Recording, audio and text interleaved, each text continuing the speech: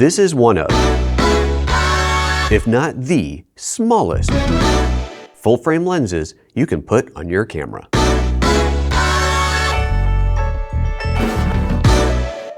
I've been using the Brightin Star 28mm f2.8 full-frame lens for about 3 months now. I was mainly interested in this to pair with my LUMIX S9, but of course you can put this on any full-frame LUMIX camera. In fact, it's also available for Canon, Nikon, Sony, and Fuji cameras. I'm going to start this review with the facts, just specs, design, dial layout, that sort of thing. Then I'll do some technical tests. I'll talk about what I love and don't love about it, and I'll wrap it up with some tips on getting the most from it.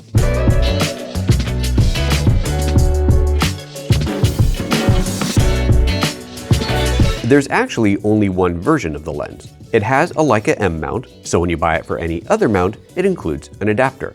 It's a completely mechanical lens, so there's no electronic contacts or communication with the camera. I'll show you a tip at the end though on how to get the lens name into the metadata of every photo. It's made of brass and feels very solid, yet weighs just 114 grams on its own, and with the L-mount adapter, it weighs 157 grams. I'd imagine the other mounts are very similar in weight. The lens only sticks out about 21 millimeters from the body, so it's really, really small. On a larger camera like the LUMIX S1R, it's actually more shallow than the grip. Aperture is controlled by this front ring here, which can be a bit of a problem, and we'll address that in a bit. The aperture ranges from f2.8 to f16. This little nub or handle at the bottom of the lens is what you grab to focus. The lens shows the focus range in both meters and feet, and the closest focusing distance is 0.7 meters or 2.3 feet, which isn't that close. More on that later as well. I got mine with a UV filter, which I definitely recommend. The lens includes a lens cap, but it's this tiny, obviously, metal screw-in cap, and you're never going to want to keep that on as it's way too tedious to take off. I treat the UV filter as a transparent lens cap. I've been using the lens for a few months now. I've never taken the filter off, and it has 0 scratches. It's made of black lacquered brass, so it's got this cool black and gold look to it.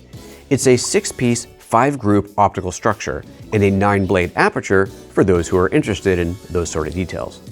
Pricing is $339.99 US for just the lens. With an adapter, prices range from $386.98 to $390.98. The filter adds $35.99 to the price, which honestly feels pretty expensive for a tiny UV filter, but I also couldn't find one online for any cheaper, so it is what it is. Also, they do market it as a lens cap replacement, so I say go for it if you're going to pick up this lens.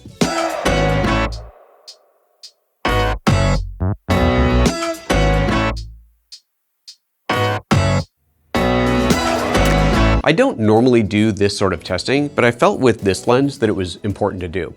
While no one would use this lens to photograph art or photograph a wall full of newspapers, this is a great way to evaluate edge-to-edge sharpness, curvature, vignetting, and color cast. So before we get started, I would never expect this lens to be a perfectly clean, technically flawless lens. It's far too small and inexpensive to be that. I do expect this to be a lens with its own character, quirks, and flaws that add to its personality. This series of tests is so that you can see the characteristics of this little lens in a controlled environment. All the photos are shot with the UV filter, since that's how I'm recommending you use the lens. These photos are shot at about a 1 meter distance, racking from f2.8 to f11, and I did refocus between each shot. In my first rounds of tests where I focused at f2.8 and then left it there, I found that it got progressively softer up to about f8 when it went back to being sharp. But once I refocused at each aperture, I found the test to be much more consistent. Also, these are all JPEGs straight out of camera. First, I'll cycle through the series from f2.8 to f11. A couple of things jump out at me right away. There's a big vignette shift between f2.8 and f4. From f4 to f11, it's barely there, but at f2.8, it's significant. You'll also notice an apparent zoom between f4 and f5.6. Since I did refocus at each aperture, I'd attribute that to focus breathing. You can also see a slight curvature of the lens, but that's really to be expected from a 28mm, especially one of this size. Now let's look more closely at the center.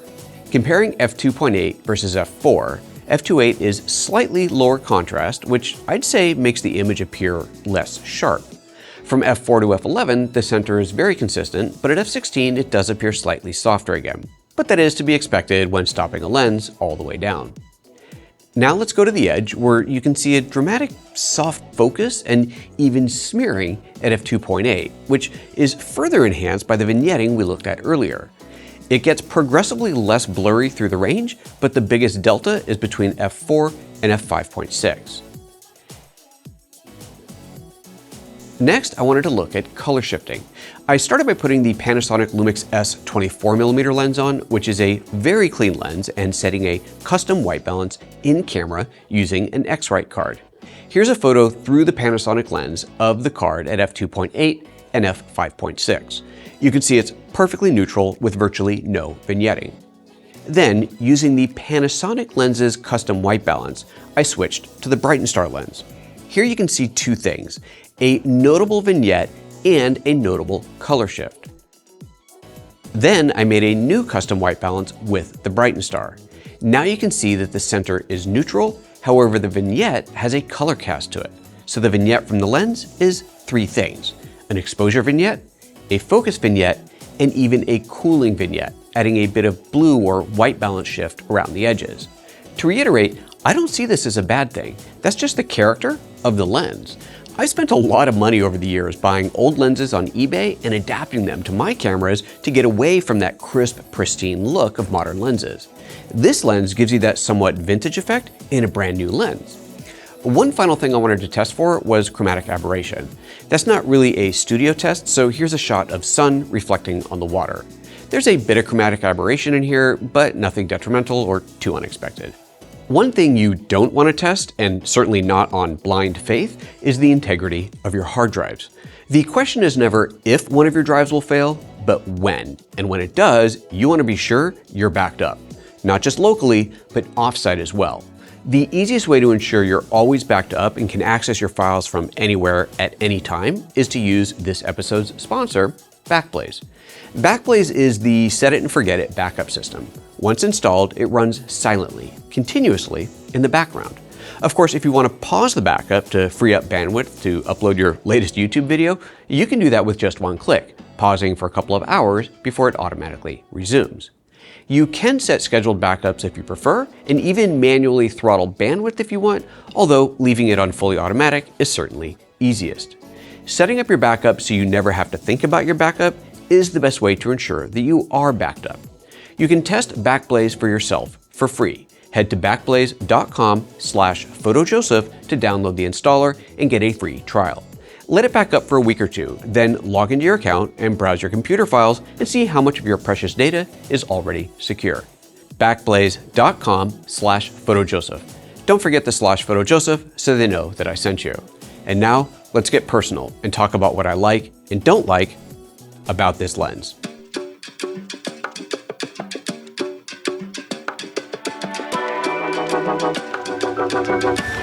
What do I like or dislike about the lens? Well, first of all, its most obvious advantage, it's tiny. Really, really tiny. It pairs beautifully with the LUMIX S9 as an everyday carry lens. It's super lightweight, and on a small camera, it's awesome. The focus knob is easy to grab, and with focus peaking enabled, it's easy enough to focus accurately. We'll talk more about focus peaking in the tips segment later on. The aperture dial is hard to grab, and you of course have to look down at it to know what you're doing. That in itself isn't a problem, however it does get bumped in my bag a little too easily. I keep it in my everyday carry bag from Peak Design, and more than once I've found that the aperture had moved accidentally. The UV filter does protect it from being bumped for the most part, but the fact remains that I have found it at f16 more than once. I wouldn't call it a problem, but it's something to be aware of. Closest focus is too far away. At 0.7 meters or 2 feet 3.5 inches, you can't get close enough for a portrait. Now, sure, at 28 millimeters, this is not a portrait lens, but as an everyday carry, it needs to do it all. And my kind of use case example of what you can't do with this lens is take a picture of someone across the dinner table. If you're at dinner and you want a photo of the people you're with, you're gonna have to scoot your chair back a little bit. But that really is my only real complaint. If that's not a big deal for you, or it's a sacrifice you're willing to make, then this really is a superb everyday carry lens. I love the look of it. Yes, the edges get soft, but that's part of the character of the lens. Paired with real-time LUT, which is how I'm shooting it almost exclusively, it makes for a great look. And of course, you can shoot video with it as well. As you may have noticed, these segments are shot with the Brightin Star 28mm at f4 at its closest distance of 0.7 meters, and it's being recorded in 6K RAW on my S5 IIX. Other than this, I've shot very little video with it as it's more a photography lens for me, but obviously you can shoot video if you want to. Okay, let me give you a few tips on getting the most from this lens.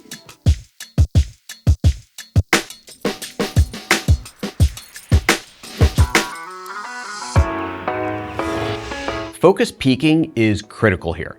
It's too easy to miss focus on a lens this wide while looking at a small LCD. And unfortunately, since the LUMIX S9 doesn't have a viewfinder, it can be especially difficult in bright light to know if you're truly in focus. Here's how to set up focus peaking to make sure you get the most from it.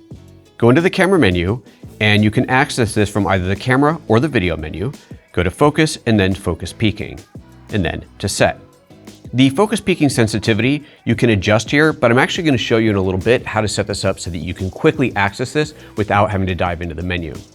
I'll just leave it at +2 for now. Then the display color. You can choose any of these colors, but typically red or blue works best. You can see on the screen here that red and blue are quite easy to see, but of course you can choose whatever you like in there.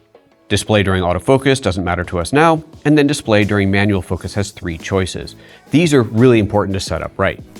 First of all, while in live view should be on, and that of course is what you're going to mainly be seeing when you're looking at the back of the viewfinder. While live view is enlarged, it is also on because we want to be able to see that peaking when we punch into the shot, and I'm going to show you how to set that up as well. And then finally, under when shutter is pressed, I like to leave that off. That way when I'm focusing, I see the focus peaking lines, but then as soon as I half press the shutter, the lines go away so I can see my scene more clearly. And now that that's set up, I can see my focus peaking very, very clearly. Now remember, I set the peaking sensitivity to +2, which means that we're going to see the most amount of peaking on screen at once. If I want to adjust that quickly, what I can do is use one of the FN buttons, the function buttons on my camera, to access that menu with one click. I've set the down push on the rocker for that. To reset it, simply press and hold on it, and then a menu comes up, and change that menu to focus peaking sensitivity. Now, when I push down on the rocker, it immediately brings up the focus peaking sensitivity, so I can adjust it on the fly. The reason you might want to change this is in some scenes you get a ton of peaking on there and it's distracting and it's hard to tell whether you're actually in focus or not because so much appears to be in focus, while in others, mainly lower contrast scenes, it can be quite difficult to get any peaking at all. So being able to quickly adjust that can really be to your advantage. Now let's look at setting up what's called manual focus zoom assist. That's where you can punch into the shot to get more critical focus, like this. Once I punch in, I can zoom in and out even more and move that window around. I want to assign this to the AF on button on my LUMIX S9. To do that, simply press and hold the AF on button for a couple of seconds, which will bring up this menu. And you can see that I've set mine to autofocus mode. Why AF mode? Well, this way, when I'm using an autofocus lens, that button will bring up the autofocus modes. But when in manual focus, it just punches into the frame. With mechanical lenses like this one, you don't get the lens metadata into your photos. You won't have the lens model, the aperture, or focal length metadata that you'd expect with an electronic lens. While there's no way to get the aperture or focal length in, we can get the name of the lens in place. This is actually a byproduct of setting up image stabilization, which you definitely want to do anyway, but now you'll see the importance of doing it cleanly. To set that up, go into the menu, navigate to the gear menu, lens, and then to lens information. Choose a blank spot and select it to set it up. Here we'll take a look at the one that I've already created. You have 3 things to set. First, you need to set up the focal length. This of course is important so that the camera knows how much it should shift the sensor for any given lens. Next, you can set up the IS area, or the image stabilization area.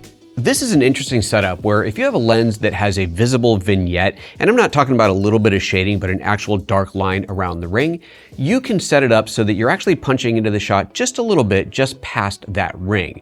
If that ring is in the shot and the camera is stabilizing the image, then you could end up seeing that black line moving in and out of the frame. So to set that up, you go into this menu, and it's best if you have something nice and bright to look at, like the white table down here in the corner. And then as I scroll through the options from 70 to 100%, you can see how it's ever so slightly cropping into the image. If you were to see a dark ring in the corner at 100%, but you didn't see it at 90 or 80 or even 70, then you could crop past that. In my case, there's no need to crop, so I'll leave it at 100%. And then finally, set the lens name. And I definitely recommend setting not only a complete lens name in here, but if you're working with multiple cameras, to make sure that you set the exact same name on all of your cameras. That way, when you're looking at your photos in Lightroom or wherever you manage them, you'll be able to do a search by that precise name and come up with all the shots made with that camera. I recommend shooting at f4 to f5.6 or so to get the best of this lens. We saw in the tests that wide open at f2.8 was lower contrast and therefore appeared softer. And of course, you're never going to get the best out of any lens at its smallest aperture, so I'd stay away from both extremes. We saw both heavy focus fall off and vignetting at f2.8, while at f4, the focus fall off was still there, but the vignetting was mostly gone. And at f5.6, both were much less noticeable. If you like that softer edge, shoot at f4. If you want a cleaner edge to edge, then go to f5.6. And maximum edge sharpness seems to hit around f8. That said, I saw another reviewer say that the focus plane with this lens is curved. So presumably, if you focus on something in the center, while subjects on the same plane will be soft, something closer to the camera around the edges might actually be in focus. Interesting. I didn't test for that, but it seems feasible. Also, since it is a manual focus lens, a little extra depth of field can work to your advantage. Set to f5.6 at a focus distance of about 2 meters, everything from 1.5 to 4 meter range should be in focus. At 4 meters, you're looking at about 2.5 meters to nearly infinity being in focus. That makes critical focus less important, but of course, you do still want to be as sharp as possible, so pay attention to that focus peaking.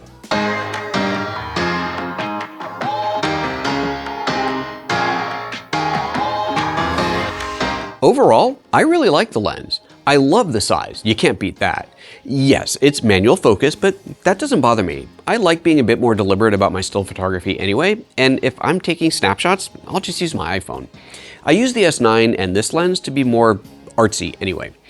It would be easier to focus with a viewfinder, but that's a problem with the S9, not the lens. At over $400 with the filter, it's not a cheap lens, and it's twice the price of the LUMIX 26mm f8 pancake lens. But of course, this is f2.8, not f8, which is a 3-stop difference. That's a lot.